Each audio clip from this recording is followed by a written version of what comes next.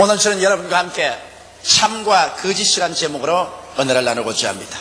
거짓은 언제나 외면적으로 찬란하고 매혹적인 모습으로 나타나 우리들을 유혹하나 그 종말은 도끼 서린 처절한 절망과 고통으로 우리를 끌어들이고 마는 것입니다.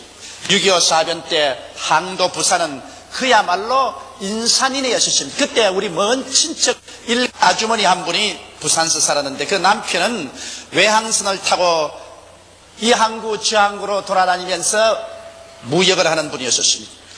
그래서 한 달에 한 번씩 그 부인이 월급을 회사 본부에 와서 타가곤 했었습니다. 근데 하루는 월급을 타서 자기 집으로 오다가 철길가에서 사람들이 모여서 웅성웅성하고 있었습니다. 가보니까 사람들이 모여가지고서 아주 비밀리에 무엇을 파고 살고 하는 것입니다. 그 뭐 하는 거 보니까 일본제 자봉침이라고 하면서 이것은 극히 희귀하다고 합니다. 우리 한국에서는 그 당시에 이 미싱 바늘을 못 만들었었습니다. 그러나 일본제 미싱 바늘이기 때문에 이거는 사서 팔기만 하면 굉장한 돈을 벌 수 있는데 경찰이 뒤를 따르고 있기 때문에 공개적으로 팔지 못하고 숨어서 판다고 서로 이렇게 수근거리고 있습니다. 바로 네다바이꾼입니다. 거기에 그만 현혹이 돼가지고서 한 달 동안 뼈 빠지게 파도를 헤치면서 일해서 벌은 남편의 돈을 다 주고 그 아무짝에도 쓸데없는 공업용 미싱 바늘을 잔뜩 사가지고서 이기양양하여 거부가 되었다고 생각하고 우리 집에 왔어요. 와서 희색이 만면해서 이젠 부자가 되었다고 내놓은데 보니까 이것은 그냥 줘도 쓸 수 없는 공업용 미싱 바늘이었습니다. 나중에 그것을 알자 쓰디쓴 눈물을 흘리며 땅을 치고 통곡을 하고 당장 물리겠다고 뛰어가보니 철뚝과 있던 사람은 온데간데시 흔적이 사라지고 마른 것입니다. 그는 내다봐야 당한 것입니다. 오늘날 우리들의 영혼을 내다봐야 하는 원수들은 얼마든지 있습니다. 그들은 모두 다 찬란하고도 매혹적인 모습으로 인간의 영혼을 사냥하고 있습니다. 그중 가장 큰 거짓이 공산주의입니다. 공산주의는 칼 막스의 유물론적 변증법을 통한 자본론의 옷을 입고 매혹적으로 이 세상에 나타나서 모든 사람을 잘 살게 해준다고 했지만은 그러나 인류 역사상 공산주의만큼 무섭고 추악한 노예제도를 만든 적은 없습니다. 그뿐 아니라 그들은 하나님도 계시지 아니하고 인간은 물질의 그림자에 불과하며 인간이 죽으면 영혼도 사라져버리고 만다고 주장했었습니다. 그 외에도 인간을 신으로 격상시킨 인본주의, 황금만능주의, 쾌락주의, 권력제일주의 등 우리의 영혼을 내다봐야 하려는 마귀는 쉬지 않고 거짓을 전파하고 있는 것입니다. 우리는 이 무수한 거짓의 세계 속에서 오직 진리를 밝히 알므로 우리의 인생을 내다봐야 당하지 않고 살아갈 수가 있는 것입니다. 그러면 우리의 생활 가운데 매일매일 같이 우리를 속이려고 하는 어떠한 원수들이 있나요? 어떠한 것이 참이고 어떠한 것이 거짓일까요? 첫째로 오늘날 많은 사람들이 거짓된 죄악관을 가지고 이것을 선포하고 있습니다. 그들은 말하기를 죄란 인간의 생각이 만들어낸 것으로 실하지 않는다고 말합니다. 종파 중에도 크리스천 사이언스란 종파는 죄란 것은 인간의 마음속에서 죄라고 생각하니까 죄지 실제로 죄라는 것은 없다고 말합니다. 그러므로 죄란 없다고 생각하면 죄는 있을 수가 없다고 그렇게 주장하고 있는 것입니다. 또 오늘날 정신병학자들도 죄책으로 말미암아 정신적인 고통 가운데 온 사람들 보고서 당신은 죄가 아닌 것을 죄라고 생각하고 죄책감을 스스로 만들어냈다고 하면서 죄란 없다고 생각하라고 그렇게 말합니다. 그러면 죄책도 사라진다고 말합니다. 과연 그럴까요? 여러분 진실로 죄란 인간의 상상이 만들어낸 것에 불과할까요? 또 소위 말하는 상황윤리 주장자들은 죄란 상황에 따라서 달라진다는 것입니다. 그들의 설명을 들으면 아무리 합법적으로 결혼하고 부부간에 산다고 할지라도 서로 사랑하지 않고 사는 사이면 그것은 강간이다. 그러나 아무리 남의 유부녀를 탈취한다고 할지라도 진실로 사랑해서 두 사람 눈이 맞아서 서로 합쳐진다면 그것은 죄가 아니라고 말합니다. 상황윤리라고 말합니다. 과연 그런다고 죄가 아닐까요? 여러분 성경은 죄란 하나님의 법을 어긴 행동인 것입니다. 사람이 무엇을 어떻게 말하든가 하나님의 법을 어기면 그것은 죄입니다. 하나님이 주신 십계명을 어기고 사는 그 자체가 죄가 되는 것입니다. 사람들이 무엇이라고 말한들 그것은 상관없습니다. 하나님의 법을 범한 죄는 죄인 것입니다. 그 죄의 대가는 하나님과 원수가 되게 되는 것이요, 그리고 사망인 것입니다. 성경은 말하기를 죄를 지은 영혼은 죽으리라고 말한 것입니다. 이렇기 때문에 아무리 아름다운 이복을 입고 매혹적인 설명을 가지고 온다 하더라도 그 결과는 죽음밖에 없는 것입니다. 참으로 죄에 대한 우리의 태도는 어떠할까요? 죄를 버리고 회개하는 것입니다. 회개의 길이 참된 길인 것입니다, 여러분. 그래서 우리의 죄를 철저히 회개하고 저버리고 우리 죄를 대속하기 위해서 십자가에 못 박혀 그 몸 찢고 그 피를 다 흘리신 나사렛 예수 앞에 나가서 죄를 청산하고 보혈의 공로를 의지해서 하나님 앞에 용서를 받고 하나님과 화목하는 길밖에 없습니다. 예수 그리스도를 통해서 죄사함 받는 길 이외에는 여러분, 우리를 도적질하고 죽이고 멸망시키는 이 가장 무서운 죄악에서 놓여날 수 있는 길은 천하에 없습니다. 아무리 없다 죄가 아니라고 해도 죄가 아닐 수가 없는 것입니다. 여러분, 약방에 가서 여러분과 내가 먹으면 즉사할 수 있는 쥐약에다가 이것은 사탕이라고 넷대를 붙여놓았다고 해서 그 사탕이란 넷대루가 치명적인 쥐약을 달콤한 사탕으로 변화시킬 수는 없는 것입니다. 죄는 죄입니다.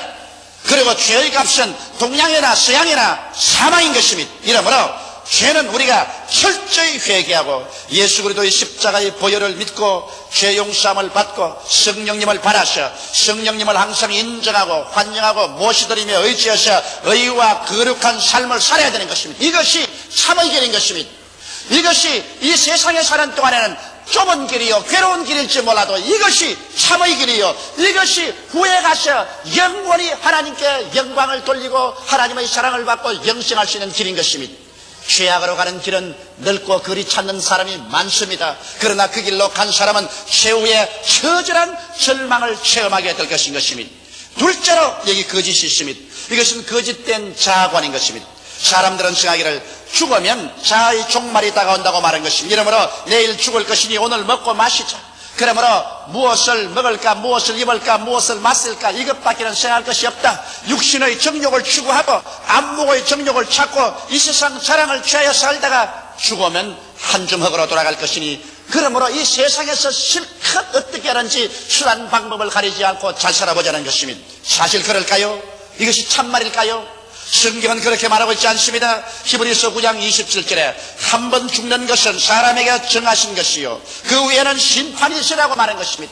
사람이 육체를 가지고 이 땅에 살 동안 그가 무엇을 행했든지 그것은 하나님 앞에서 반드시 심판을 받게 되어 있는 것입니다. 사람은 하나님의 형상과 모양대로 지음받았기 때문에요. 육체가 죽어서 한 주먹으로 돌아가면 사라지는 것이 아닙니다. 사람은 죽지 않은 영원한 영혼이 육체를 입고 사는 것입니다. 이렇기 때문에 바울은 말하기를 땅에 있는 육신의 장막집이 무너지면 손으로 짓지 않은 영원한 집이 우리에게 있는 줄 안다고 말했었습니다. 이러므로 여러분과 내가 살고 있는 이 장막집은 잠시 세상 동안 7, 80년 우리가 우고하는 천막입니다. 이것은 찢어지고 썩어질 수 있습니다. 그러나 그 속에 있는 우리의 영혼은 영원히 존재합니다. 그 영혼이 오늘날 예수 그리스도 안에서 보혈로 씻음받고 구원을 받아 하나님의 백성이 되어 영생을 얻었느냐, 그렇지 않으면 하나님께 버림받은 존재로 사냐는 것은 여러분 나중 7, 80년 이후 죽음에서 우리는 결판이 지어집니다. 영원한 영광이냐, 영원한 수치냐, 천국이냐, 지옥이냐, 영광이냐, 절망이냐는 여러분 이 세상에서 우리가 그리스도 앞에서 결정해야 될 일인 것입니다. 또다시 인본주의는 거짓말입니다. 인간은 인간의 이성과 자유를 사용해서 무한한 낙원을 건설할 수 있다. 하나님 같은 거 필요 없다. 이제는 인간이 하나님이라고 말하고 있는 것입니다.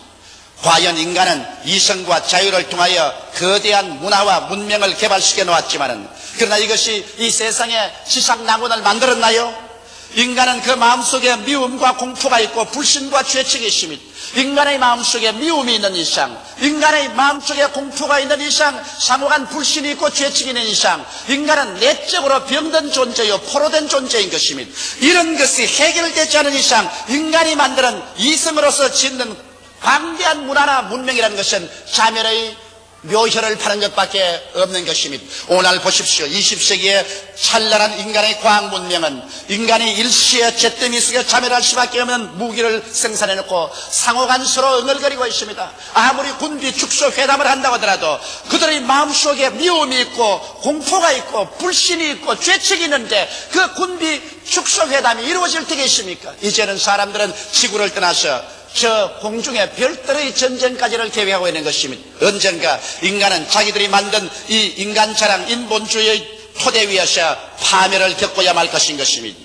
또 다른 잘못된 것은 인간은 진화의 산물이라는 것입니다. 고로 인간은 고등동물에 불과하며 역시 동물이라는 것입니다. 제가 예수 믿기 전 고등학교 다닐 때 참으로 존경하는 어른이 계셨습니다.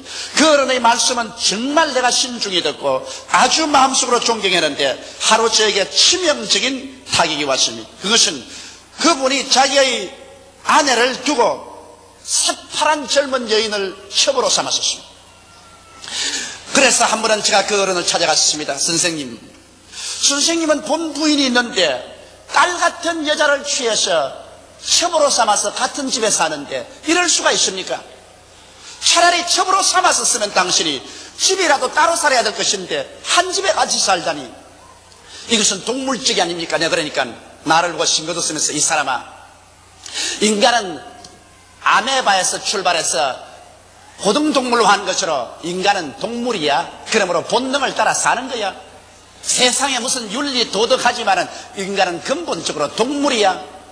그래서 나는 일어나면서 내 속으로 말했습니다. 동물이면 동물하고 내가 교제할 필요가 있겠는가? 동물 보고서 내가 선생이라고 할 필요는 없다. 그래서 나는 예수를 믿지 않은 그때 소년 시절이었지만은 나는 그 사람을 던지고 난 다음 다시는 그 사람을 찾아가지 않았었습니다. 왜? 동물을 찾아가서 뭘 합니까? 여러분, 과연 우리가 고등동물에 불과해서 무엇이든지 엄란하고 방탕하고 음행하며 자기 멋대로 해도 괜찮단 말인 것입니까? 아닙니다. 여러분과 나는 동물이 아닙니다.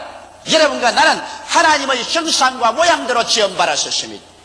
하나님의 성령으로 말미암아 지음받은 영원한 존재인 것입니다.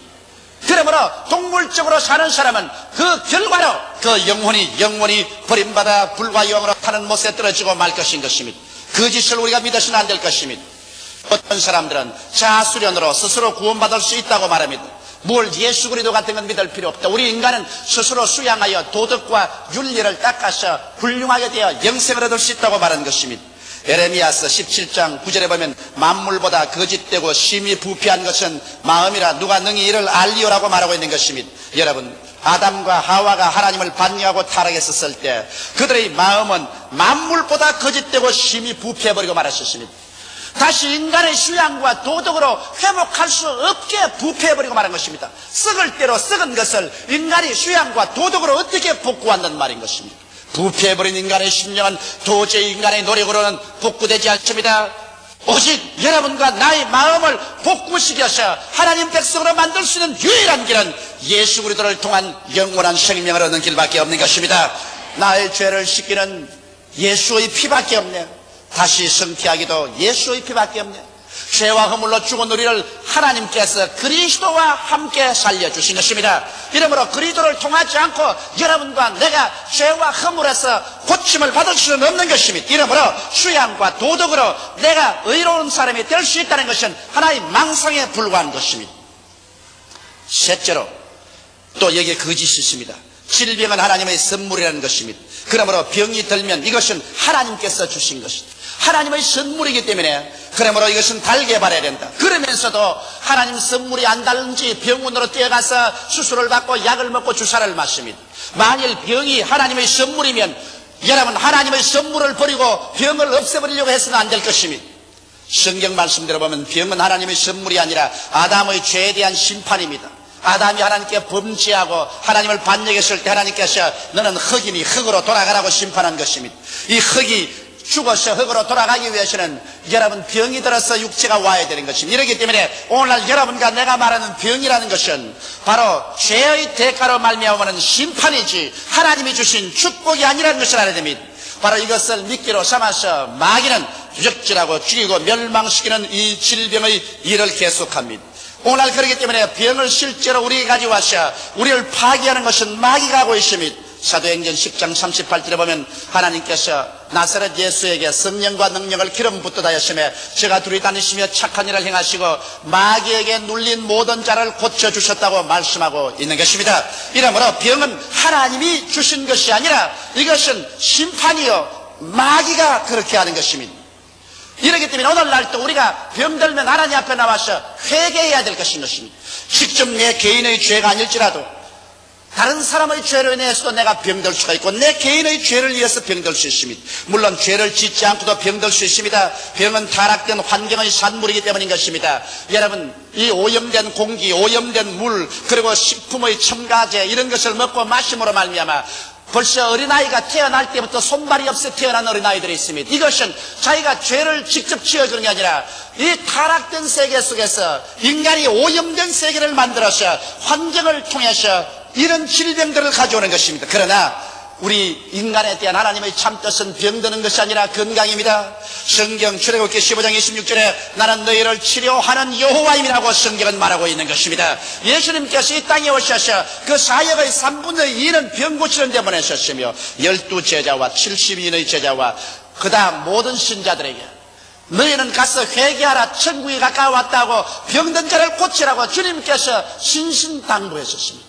성경은 마태복음 8장 17절에 제가 우리 연약한 것을 친히 담당하시고 병을 짊어지셨다고 말했었습니다. 베드로전서 2장 24절에는 제가 채찍에 맞음으로 너희가 나음을 얻었다고 말씀하고 있는 것입니다. 이러므로 치료는 하나님의 뜻인 것입니다. 그렇기 때문에 병이 하나님의 선물이라는 이 거짓을 우리가 던져버리고 우리는 치료가 하나님의 뜻인 줄 알고 믿음으로 말미암아 죄를 회개하고 하나님을 간절히 찾는 여러분 되시기를 주 이름으로 축원합니다.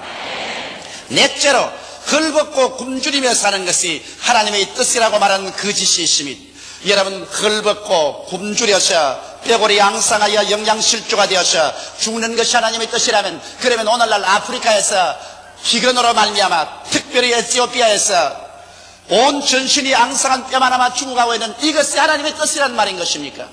여러분께서 텔레비전을 통해서 보셨지요? 사진을 통해 보셨지요? 젊은 청년의 다리가 우리의 새끼손가락만 하게 적어져서 뼈만 앙상하여 죽어가고 있는 걸 보셨죠? 여러분, 이것이 하나님의 뜻이라고 생각합니까? 그렇다면 하나님은 이렇게도 무자비하게 사람을 굶주려서 근포가 되어서 죽게 하는 것이 하나님의 뜻이라는 말인 것입니까? 성경 어디에서 그런 말을 기록하고 있는 것입니까? 여러분, 오늘날 이 세상의 가난과 저주는 하나님의 심판의 결과인 것입니다. 아담과 하와가 범죄하고 하나님을 반역하자 그들이 에덴에서 쫓겨나왔었습니다. 그러고 난 다음 땅은 저주를 받아 가시와 엉겅퀴를 내며 너희는 이마에 땀을 흘려야 먹고 살 것이라고 말한 것입니다. 그러므로 죄악으로 말미암아 온 이 굶주림과 저주이지 하나님의 축복이 아니요 하나님의 뜻이 아닌 것입니다. 가난을 신앙으로 극복하는 것은 하나님이 기뻐하시는 것이지만 가난 그 자체는 하나님의 뜻이 아닙니다. 가난은 여러분 질병의 온상이요 범죄와 인간 비극의 온상인 것입니다. 사람이 가난하고 도둑질 안 할 소리가 없으며 거짓말 안 할 도리가 없습니다. 그러므로 여러분 가난 그 자체는 인간의 존엄성까지라도 파괴하는 저주인 것입니다. 그런 것을 가지고서 가난이 아름다운 것이라고 미워하는 그 사람은 어떠한 정신상태에서 그런 말을 하는지 나는 모르겠습니다. 성경에는 하나님께서 말씀하기를 나는 아브라함의 하나님, 이삭의 하나님, 야곱의 하나님이라고 말했는데 아브라함과 이삭과 야곱은 많은 시련을 겪고 인격적인 교정은 당했지만 그들이 헐벗고 굶주려서 죽은 적은 없습니다. 아브라함은 성경에 말하기를 그런 금과 은과 짐승떼가 많았다고 말했었으며 이삭은 거부가 되었다고 말했었으며 야곱은 한때 두 때의 양무리가 바다 모래같이 많은 거대한 짐승의 주인이었습니다. 여러분, 그러므로 아브라함의 하나님, 이삭의 하나님, 야곱의 하나님은 죽은 자의 하나님이 아니라 지금 살아있는 우리들의 하나님이라고 성경은 말하고 있는 것입니다. 나는 여호와니 변혁지 아니하신다고 말씀했는데 그 하나님께서 오늘 여러분과 나를 헐벗고 굶주려서 영양실조가 되어 근포가 되어서 죽는 것이 뜻이라고 말한다면 이 어찌 잘못된 것이 아니고 무엇이겠습니까? 여러분, 사람들은 말합니다. 예수님께서 말구에 태어나시고 예수님께서는 여우도 굴이 있고 산새도 들집이 있지만 난 머리 둘 곳이 없다고 다녔는데 예수 그리스도의 모범을 따라가야 된다고 말합니다. 여러분, 예수님은 하나님의 아들로서 여러분과 나를 위해서 대속하기 위해서 오셨습니다. 예수 그리스도의 모범을 따른다면 예수 그리스도와 함께 십자가에 올라가서 못 박혀야 되지 않겠습니까? 예수님이 십자가에 못 박인 것은 여러분과 내가 죄에서 용서받기 위한 것입니다. 예수께서 말구유에 태어나시고 가난하게 사신 것은 예수께서 여러분과 나를 가난과 저주에서 속량하기 위해서 그렇게 한 것입니다. 그것은 제가 하는 말이 아니라 성경이 그렇게 말하고 있습니다. 저 하늘이 무너지고 이 땅이 커져도 1.1획도 변치 않은 하나님의 말씀이 여러분 말하고 있습니다. 고린도후서 8장 9절에 예수 그리스도의 은혜를 너희가 알거니와 저가 부유하신 자로서 너희를 위하여 가난하게 되시면 저희 가난하심으로 인하여 너희로 부유케 하리 하심이라고 말씀하고 있는 것입니다. 갈라디아서 3장 13절에 그리스도께서 우리를 위하여 저주를 받으사 율법의 저주에서 우리를 속량하였으니 이는 기록된 바 나무에 달린 자마다 저주 아래 있는 자라 하였습니다.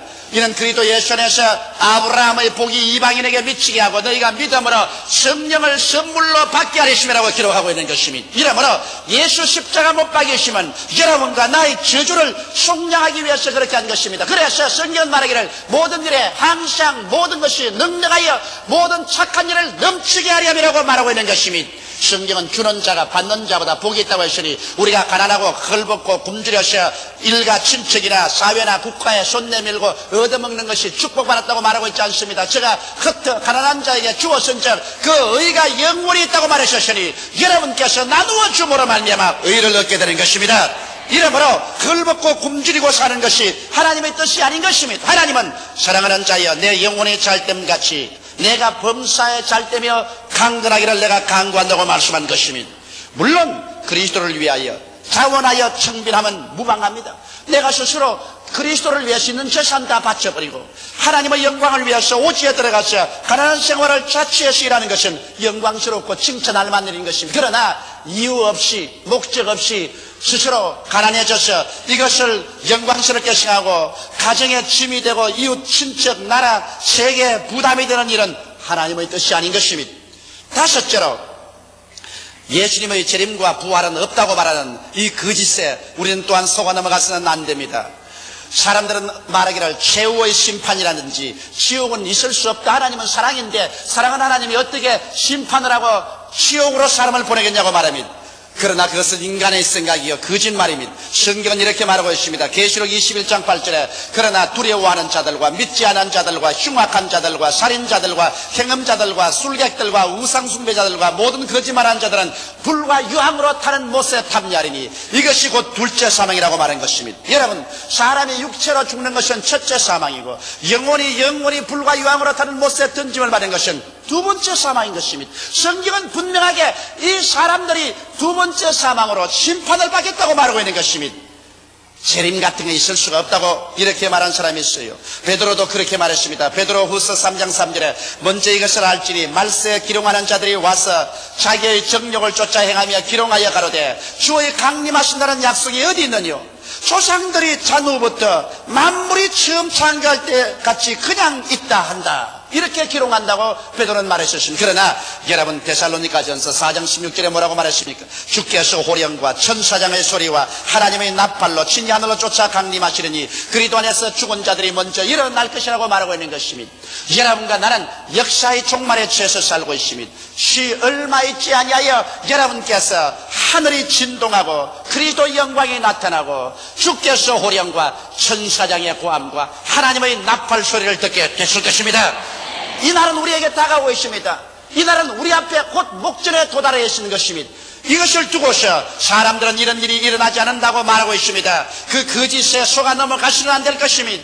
부활 같은 건 있을 수가 있느냐? 사람이 죽으면 화학적으로 다 분해되어 버리고 말고 아무도 남는 것이 없을 것인데 부활이 뭐냐고 말합니다. 그러나 성경은 뭐라고 말합니까? 고린도전서 15장 51절 54절에 보라 내가 너희에게 비밀을 말하노니 우리가 다 잠잘 것이 아니요 마지막 나팔에 순식간에 호련히 다 변하리니 나팔 소리가 나며 죽은 자들이 썩지 아니할 것으로 다시 살고 우리는 변하리라. 이 썩을 것이 불갑을 썩지 아니할 것을 입겠고 이 죽을 것이 죽지 아니함을 입으리로다. 이 썩을 것이 썩지 아니함을 입고 이 죽을 것이 죽지 아니함을 입을 때에는 사망이 이김의 삼킨 바 되리라고 기록된 말씀이 응하리라고 말씀하신 것입니다.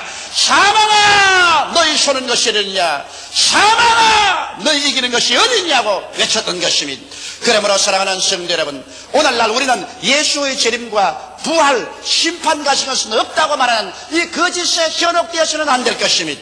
요나는 무릇 거짓되고 헛된 것을 숭상하는 자는 자기에게 베푸시는 은혜를 버려 싸우나라고 외쳤으니 예수 그리스도 안에서 하나님께서 위대한 진리로 우리에게 축복해 주신 축복을 거짓을 믿음으로 말미암아 빼앗기는 어리석은 사람이 되지 않게 되기를 주의 이름으로 축원합니다. 오늘날 너무나 많은 사람들이 거짓에 속아 거짓되고 헛된 것을 숭상하고 따르고 있습니다. 하나님께서 예수 그리스도 안에서 베푸시는 은혜를 버리고 영원한 멸망을 자초하고 있습니다. 우리들은 하루속히 회개하고 돌아서야만 합니다. 우리는 천지간에 영원 무궁하신 참되신 하나님과 하나님 말씀에 굳세게 서므로 거짓에 속아 인생과 영원을 내바다에 당하는 비극을 면할 수가 있는 것입니다. 다 같이 고개시켜 기도드리겠습니다. 살아계시고 거룩하신 아버지, 이 세상의 짧은 인생과 저 세상의 영원한 인생을 다 내다봐야 당하고 이 세상에서 산 것이나 저 세상의 영혼이나 가장 처절한 절망에 떨어지게 하는 거짓에 속아 넘어가지 말게 하여 주시옵소서. 하나님께서 우리 진리 되신 예수 그리스도 안에서 베푸신 은혜를 버리고 영원한 멸망을 자초하는 수많은 사람들을 근근히 보아 주시옵소서. 하나님 우리 아버지여, 이 세상에 진리는 하나밖에 없습니다.